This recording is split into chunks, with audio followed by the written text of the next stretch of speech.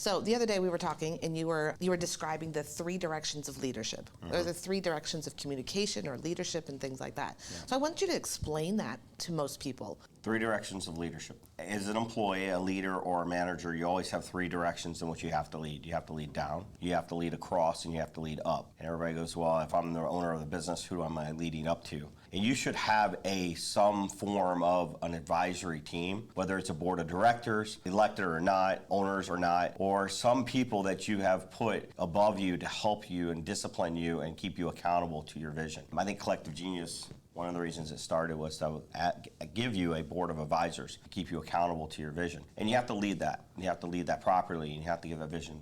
Cross would be leading the people that are working with you in life. Yeah, we were working with a leadership team, and it was eye-opening to them when you mentioned it, because they're sitting there as peers. They're sitting there in charge of their own department, in charge of their own things, yet they needed something from that other department. And you're like, guys, you do realize you still have to lead people who literally have the same position or title as you. And so what's an easy way to do that?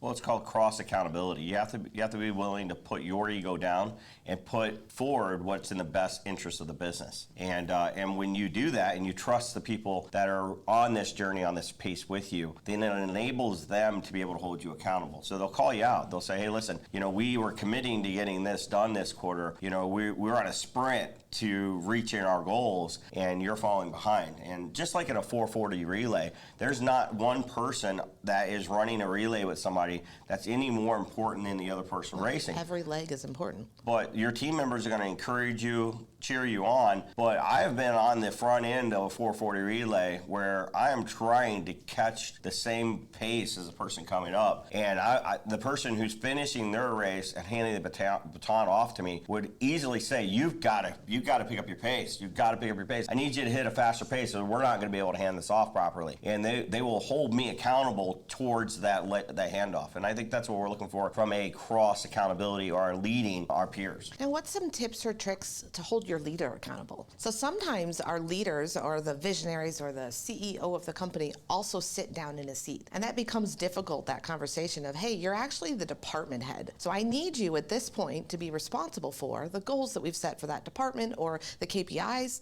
How can we manage the leading that person as well? So in that position, what you described, we're describing that person as sitting in a seat. They're a resource now to the company. And so they first have to be willing to push down their ego and understand that they are not the visionary of the company sitting in that seat. They're an employee. And because of that, they've given up the responsibility of the visionary. They are sitting in as a resource in the organization. And being a resource to your organization, you have to be willing to allow yourself to be held accountable. And if you have appointed somebody to be a leader in your company, then your job is to allow them to lead. And that includes holding you accountable. This past week, I looked at a person and they asked what happens when the visionary doesn't want to do what they committed to do. And I said, well, then you may have to fire that person from the seat. And it's no different than if you were an employee in that organization. If you're not producing responsibly to that organization, then you should be fired from that seat in the business. Hey, listen, the best day that ever happened to me is when I got fired from the seats in my business. I don't want to work as a resource. I want to be a visionary. I want to be an owner of the organization, not a resource within the organization. Well, thank you. I just wanted to share that point of the 3 directions of management or leadership. Sometimes we have to lead down. We have to lead employees that we manage or oversee. We have to manage across. Those are peers in our same position. And sometimes we have to manage up to the visionary or the owner of the business. Thank you.